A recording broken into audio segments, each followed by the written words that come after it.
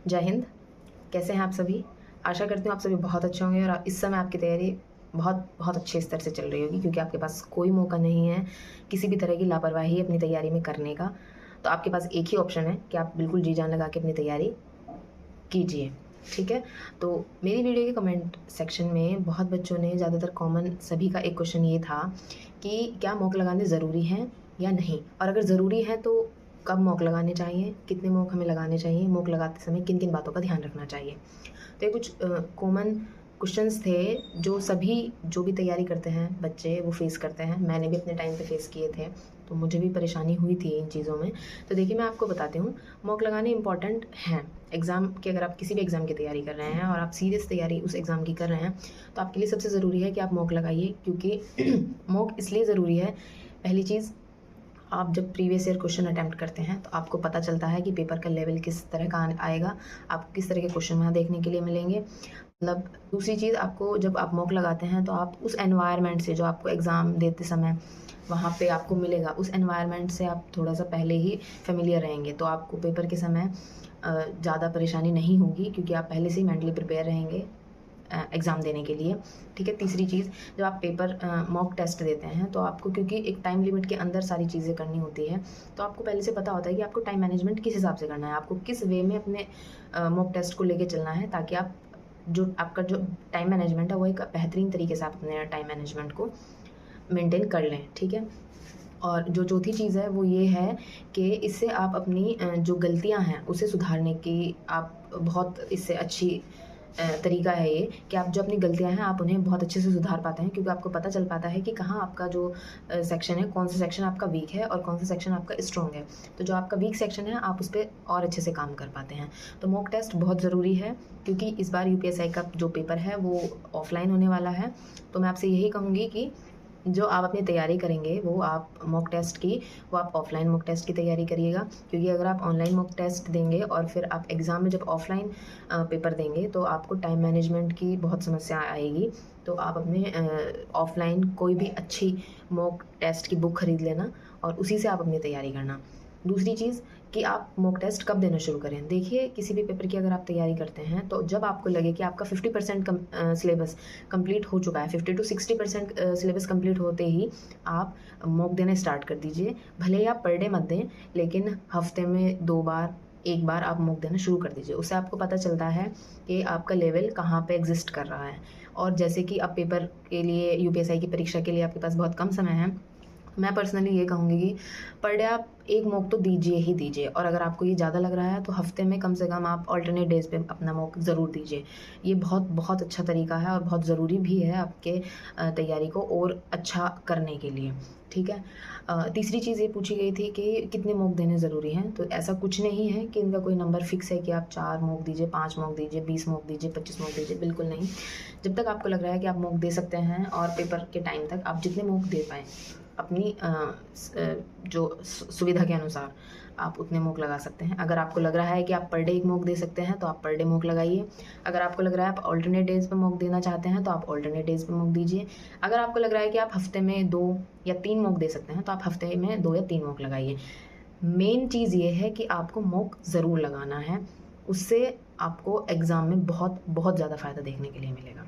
ठीक है, अच्छा, दूसरा एक सवाल जो बहुत बच्चों ने पूछा था वो ये था कि जब आप तैयारी करते हैं, तैयारी करते करते क्या होता है, जैसे आप मॉक टेस्ट लगा रहे हैं, आज आपका स्कोर अच्छा आया तो आपको लगेगा हाँ, मैं अच्छा स्कोर आया है तो मैं एग्ज़ाम में भी अच्छा स्कोर कर सकता हूँ और मैं एक जॉब ले लूँगा, मैं एक सीट ले सकती हूँ। ठीक है, लेकिन क्योंकि स्कोर वैरी करता रहता है, तो मान लो कल आपका स्कोर अच्छा नहीं आया, कल आप कट ऑफ भी पार नहीं कर पाए, या 2-3 दिन ऐसा हुआ कि आपका स्कोर बहुत डाउन चला गया और आप कट ऑफ भी क्लियर नहीं कर पा रहे हैं, तो उस समय आपको बहुत नेगेटिव फील होगा, बहुत डिमोटिवेट आप फील करेंगे। या किसी ने आपसे कुछ ऐसी बात कह दी कि इतने बच्चे तैयारी में लगे हुए हैं जो बहुत काफ़ी टाइम से तैयारी कर रहे हैं, जो सिर्फ एक मौके की तलाश में बैठे हैं कि एक वैकेंसी आए यूपीएससी की और हम सिलेक्शन ले लें, तो उनका होगा, या आप एक नए फ्रेशर आए हैं, या आपका होगा। कुछ भी नेगेटिव चीज़ बोल सकते हैं। मेरे साथ भी चीज़ें हुई हैं, मैं इसलिए अपने एक्सपीरियंस से चीज़ें बता रही हूँ कि क्योंकि मैंने भी ये चीज़ें फेस करी हैं। बहुत लोग होते हैं जो आपको नेगेटिव बोल के आपको डिमोटिवेट फील कराना चाहते हैं, क्योंकि वो कहीं ना कहीं इस चीज़ से डरते हैं कि अगर आपने सिलेक्शन ले लिया तो क्या होगा। मतलब उन्हें कहीं न कहीं एक ईर्ष्या वाली भावना भी हो सकती है आपसे, या वो कहीं न कहीं अपनी नाकामयाबी को छिपाने के लिए वो चाहते हैं कि आप भी अपने जीवन में आगे ना बढ़ें, तो वो कोई मौका नहीं छोड़ते आपको किसी भी तरह से निराश करने का, आपको डिमोटिवेट करने का। तो देखिए, ऐसा होता है जब आपको ऐसी कोई भी समस्या लगे, भले आप पढ़ाई करते-करते आप बोर हो जाएँ, थक जाएँ और आपको लगे नहीं मैं नहीं कर पाऊँगा। पहली बात तो ये कि ऐसा सिर्फ़ आपके साथ नहीं हो रहा है, मुझे लगता है हर वो बच्चा जो सीरियस होके किसी एग्ज़ाम की तैयारी करता है, वो हर बच्चा इस चीज़ को फ़ेस करता है। हर 10वें दिन, 15वें दिन या महीने में 1-2 बार ऐसा होता है कि आपको बहुत ज़्यादा नेगेटिविटी फ़ील होती है, बहुत ज़्यादा आप लो फ़ील करते हैं, आपको लगता है मैं नहीं कर पाऊँगा या नहीं कर पाऊँगी। तो ये कॉमन है, सबके साथ होता है, कोई कितना भी होशियार हो, किसी की कितनी भी अच्छी तैयारी हो, सब इस समस्या को फ़ेस करते हैं। इसके लिए आपको क्या करना है? कुछ नहीं करना। अगर आपको लग रहा है आप ऐसा फ़ील कर रहे हैं, तो आप 1-2 दिन पढ़ाई से आप ब्रेक लीजिए, अपने माइंड को रिलैक्स करिए, अपने माइंड को थोड़ा उन चीज़ों में लगाइए जो चीज़ें आपको मतलब मनोरंजन आपका कर सकें आपके दिमाग का। जैसे आप कहीं अच्छे दोस्तों से बातचीत कर सकते हैं, जो आपको लेकिन पॉज़िटिव एनर्जी दें। ऐसे लोगों से बिल्कुल बात मत करिएगा इस समय पे जो आपको और ज़्यादा नेगेटिविटी से भर दें। ऐसे लोगों से बात नहीं करनी है। ऐसे लोगों से आप बात कीजिए जो वाक़ई में आपको ये बता सकें, ये याद दिला सकें कि वाक़ई में आप में कितनी सामर्थ्य है और आप कितने प्रतिभाशाली व्यक्ति हैं, जो आपको ये भरोसा दिलाए कि आप इस एग्ज़ाम के लिए बिल्कुल सही व्यक्ति हैं और आपका जो सिलेक्शन है वो कोई नहीं रोक सकता। आपको सिर्फ़ ज़रूरत है हार्ड वर्क की, ठीक है? दूसरा आप ये कर सकते हैं कि आप कुछ भी अच्छी चीज़, कुछ भी अच्छी मूवी देखिए जो आपको थोड़ा अच्छा फ़ील हो, मोटिवेटेड फ़ील हो, ठीक है? आप अपने घर में जो भी आपके बहुत क्लोज़ हों, आपके भाई-बहन, पेरेंट्स, आप उनसे बात कीजिए। मतलब अपना मूड आपको जो है वो लाइट रखना है, ठीक है? आपको कोई स्ट्रेस नहीं लेना है, कुछ भी नेगेटिव नहीं सोचना है, बस दिमाग में सिर्फ पॉजिटिव एनर्जी अपने रखिएगा, ठीक है? अगर उसके बावजूद भी कभी-कभी होता है कि फिर भी मोटिवेशन फ़ील नहीं होता, तो उसके लिए फिर आपको थोड़ा-सा डीप में जाना होगा। उसके लिए क्या करिए, आप अपने आस-पास की चीज़ों को देखिए, ठीक है? कुछ नहीं करना, मोटिवेशन कोई बड़ी चीज़ नहीं है, सिर्फ अपने आस-पास की चीज़ों को ऑब्ज़र्व करिए। आप ऑब्ज़र्व क्या करेंगे मतलब ऑब्ज़र्व करना है आपको, ये बहुत उसकी चीज़ है कि आप ऑब्ज़र्व करिए अपने माता-पिता को, जब वो आप उन्हें देखेंगे कि वो अपनी उम्र से पहले ही बूढ़े होते जा रहे हैं, ठीक है? वो बूढ़े किस लिए हो रहे हैं? क्योंकि वो इसलिए बूढ़े होते जा रहे हैं क्योंकि उन्होंने अपने पूरा जीवन आप पे लगा रखा है कि हमारा बच्चा कल को कुछ बन पाए, ठीक है? वो दिन-रात मेहनत किए जा रहे हैं। जिस ठंड में या जिस गर्मी में आप घर से बाहर भी नहीं निकलना चाहते, आप रज़ाई से बाहर पैर नहीं निकाल पाते, ऐसी ठंड में आपके माँ-बाप सुबह 5 बजे उठ के, सुबह 4 बजे उठ के अपने काम में लग जाते हैं, पूरा दिन काम करते हैं, मेहनत करते हैं, सिर्फ़ इसलिए कि जो जीवन वो जी रहे हैं, कल उनका बच्चा वो जीवन ना जी सके, उसे बेहतर सुविधाएँ मिल सकें, वो एक अच्छी जगह पहुँच सके, कल को वो ये सब मेहनत ना करे जो आज आपके माता-पिता कर रहे हैं।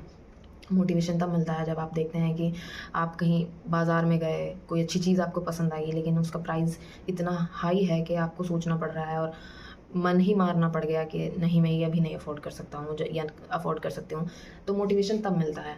मोटिवेशन अंत में मैं यही कहूँगी कि जब भी आपको कभी कोई व्यक्ति ऐसा अगर आपके जीवन में है जो आपको बहुत नकारात्मक बातें बोलता है, तो आपको सिर्फ़ उससे दूरी बनानी है, ठीक है? सब चीज़ें, लेकिन अगर इन सब के बाद भी अगर आपको लग रहा है कि अभी भी आप चीज़ें कंट्रोल में नहीं कर पा रहे हैं और आप अभी भी आपको बहुत ज़्यादा नकारात्मक भावनाएँ आपके दिमाग में आ रही हैं, तो कुछ नहीं करना, सिर्फ़ चीज़ें छोड़ देनी है समय पे।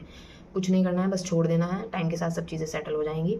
और मैं बस यही कहूँगी कि अपनी कंटिन्यूटी मत ख़राब करिएगा, अपनी कंटिन्यूटी ब्रेक नहीं होने देनी है। अगर आपका बिल्कुल पढ़ने का मन नहीं है, 2-4 दिन मत पढ़िए, लेकिन मॉक आप पर डे लगाइए, क्योंकि मुझे लगता है जब आप मॉक लगाते हैं तो आपका माइंड किसी भी तरह की सोच को सोचना बंद कर देता है। उसका फ़ोकस सिर्फ़ आपके मॉक पे रहता है, आपका कैलकुलेटिव माइंड काम करता है, आपका क्वेश्चन पे फ़ोकस रहता है, मुझे इसमें क्या करना है। वो उस समय कुछ नहीं सोचता। तो ये सबसे अच्छा तरीका है, अगर आपका पढ़ने का मन नहीं है तो आप मॉक लगाइए और बाकी अपनी मेहनत पूरी जोश से, अपनी पूरी एनर्जी से अपनी तैयारी करते रहिए। एग्ज़ाम जब भी हो, अभी कोई डेट नहीं आई है, लेकिन जब भी डेट आएगी आपको इस चीज़ से बिल्कुल दिमाग हटा के अपनी तैयारी ये सोच के करनी है कि अगर एग्ज़ाम 1 महीने बाद भी हो, तो भी आप अपना सिलेक्शन ले जाएँ, ठीक है? तो इसी के साथ बेस्ट ऑफ लक, जय हिंद। अपनी तैयारी को ऐसे ही बरकरार रखिएगा। अपनी बहुत अच्छा मौका आपको मिला है, तो इस मौके को हाथ से मत जाने देना। ये सोच के कि इतने बच्चे तैयारी कर रहे हैं, इतने फॉर्म भरे गए हैं, मेरा सिलेक्शन कैसे होगा, कुछ नहीं सोचना है। बस ये सोचना है किसी का सिलेक्शन हो या ना हो, मेरा सिलेक्शन होगा फाइनल। जय हिंद।